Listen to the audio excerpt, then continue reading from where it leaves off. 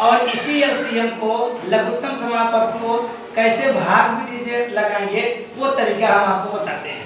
जैसे यही है 8, अगली संख्या 12 और 30। Very good. इसी तरह से ऐसे खींच लेंगे और ये पूरा। अब हमको ऐसे अंक लाना है, ऐसे अंकों का मतलब पहाड़ा पढ़ना है जो तीनों को विभाजित करता हो।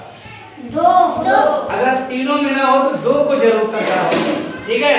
तो सबसे छोटी संख्या जो लघुत्तम समापक होता है, लघु माने छोटा, सबसे छोटे से हम शुरुआत करेंगे।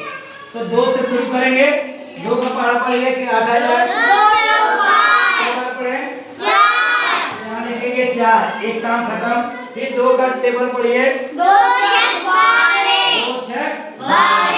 फिर इसको काटेंगे 15। आकर नहीं आ रहा है तो 30 में 2 का भाग देंगे।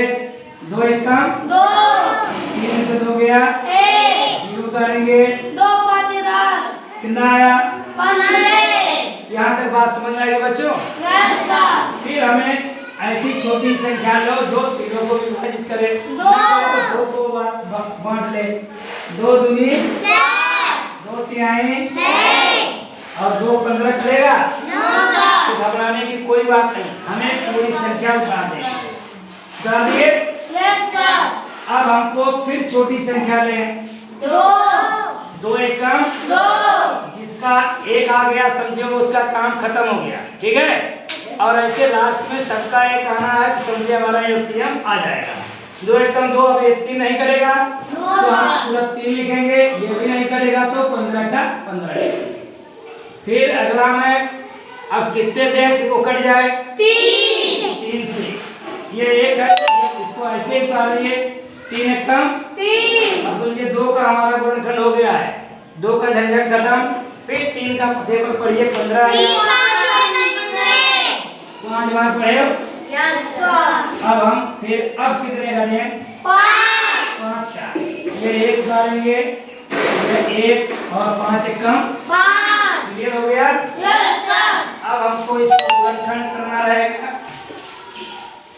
गुणा करके एलसीएम निकालेंगे।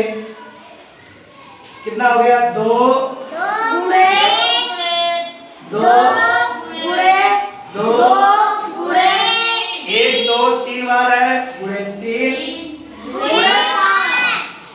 2 दूनी 4, 4 दूनी 8। अब 8 हो गया। 8 में 3 का गुणा कितना आएगा 24। फिर 24 में 5 का गुणा कर देंगे 120। कितना आ जाएगा 120।